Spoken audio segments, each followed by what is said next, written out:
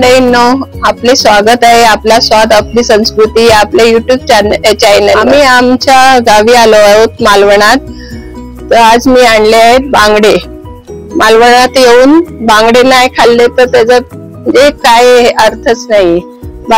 मालवणामध्ये बांगड्याची चव ही खूप छान असते. आपल्या मुंबईमध्ये बांगड्याला काहीच चव नाही तेवढी मालवणामध्ये आहे. तुम्ही आलात ना तर मालवणातले बांगडे खाऊन बघा.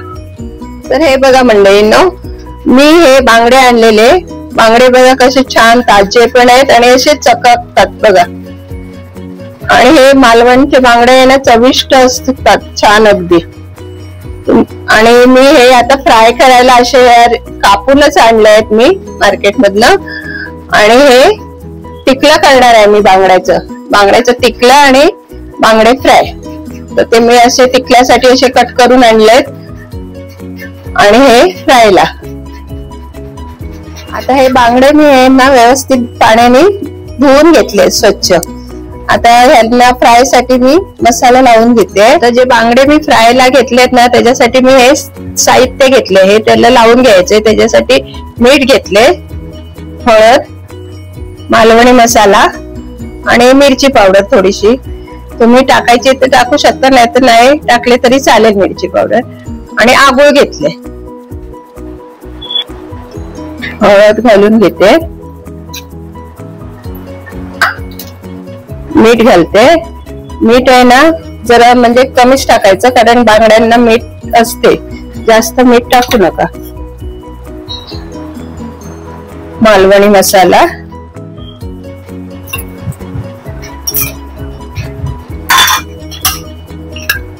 आणि मिरची पावडर.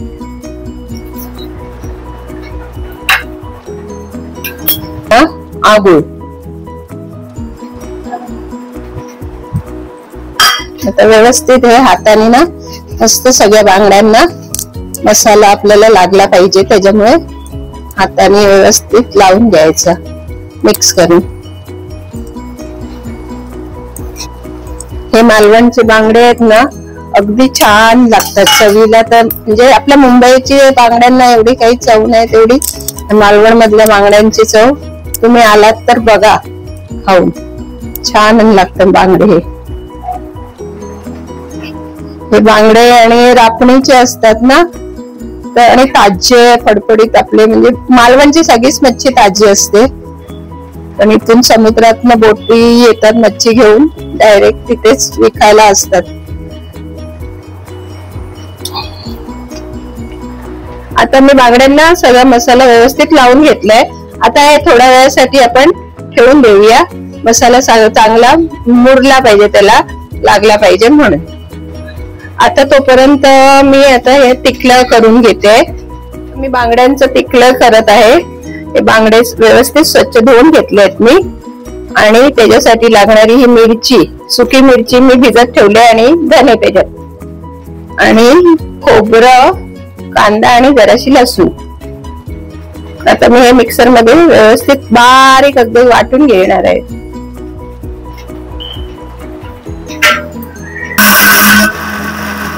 हे आता बघा कसं छान गंधासारखं मी वाटून घेतले. बारीक वाटायचं मिरचीचं कालवणाचं ना वाटण, बारीक एकदम गंधासारखं वाटून घ्यायचं, तेव्हा छान होते कालवण. मी गॅसवर एक भांडे ठेवले, त्याच्यामध्ये थोडस तेल घालून घेते. एकदम कमी तेलात, कोण तेल टाकत नाही, पण आपण जर असं तेलात करायचं. हे वाटणामध्ये ना मी हळद घालून घेते थोडीशी. आता हे मिक्स करून आपल्याला वाटण त्या तेलामध्ये गरम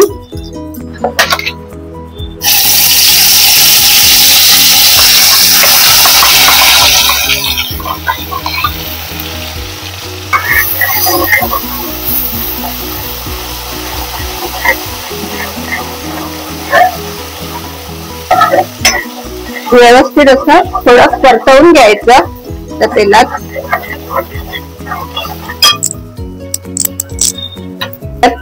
थोडं पाणी घालून घेते. टिकलं करायचं आपल्याला, म्हणजे एकदम पातळ नाही, घट्टच असं बनवतात टिकलं, पण छान लागते.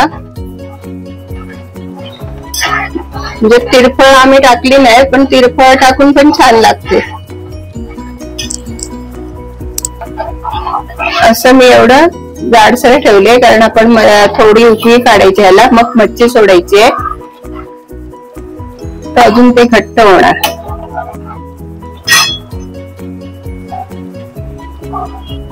आता कड येते, आता त्याच्यात मी मच्छी सोडून घेते.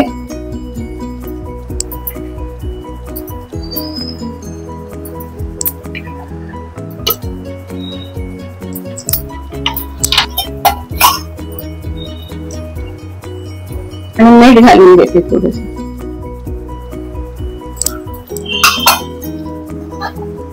व्यवस्थित चमच्यात फिरवून घेते सगळीकडे. आणि ह्याला आपल्याला कड काढायचे, चांगला उकळी काढायची, म्हणजे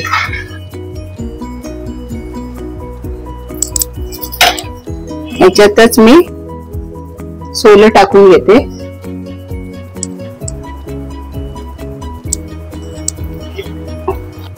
अशा उभ्या चिरून ना मिरच्या टाकायच्या, आणखीन चविष्ट लागतात. मिरच्या टाकल्या ना अशा उभ्या चिरून की मस्त कालवणाला छान चव येते. आणखीन बघा कसं, बघा आपल्या कालवणाला, रश्याला कसा कलर पण कालवणाला छान आलाय.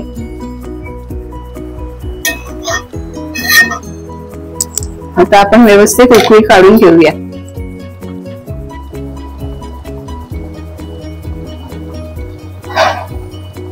आता आपलं हे बांगड्याचं तिखलं तयार आहे. आता मी हे बांगडे मसाला लावून सगळं ठेवलेले होते थोडा वेळ. आता हे मी फ्राय करून घेते. त्याच्यासाठी मी तांदळाचं पीठ घेतले. मी रवा कोण कोण लावतात, पण आम्ही तांदळाचं पीठच लावतो.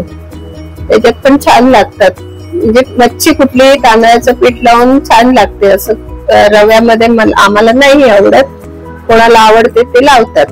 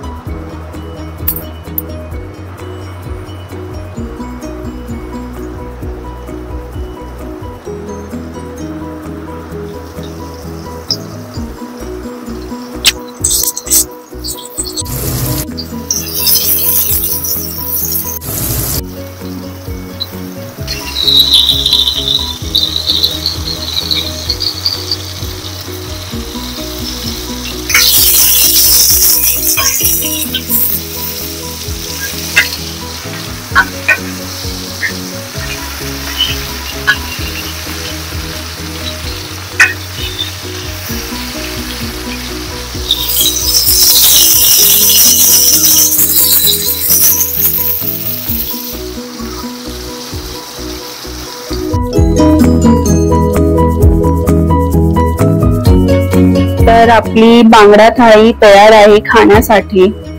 बघा आपलं बांगड्याचं तिखलं कसं मस्त रंग आलाय त्याला. आणि हे बांगडा फ्राय, भात आहे गरम त्यासोबत, आणि चपाती. आणि हे आपले मालवणचे बांगडे, मस्तच चव आहे याची.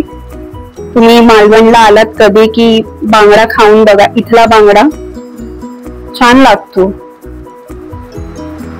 व्हिडिओ आवडल्यास व्हिडिओ लाईक करा, शेअर करा आणि आमच्या चॅनलला सबस्क्राईब करा. थँक्यू.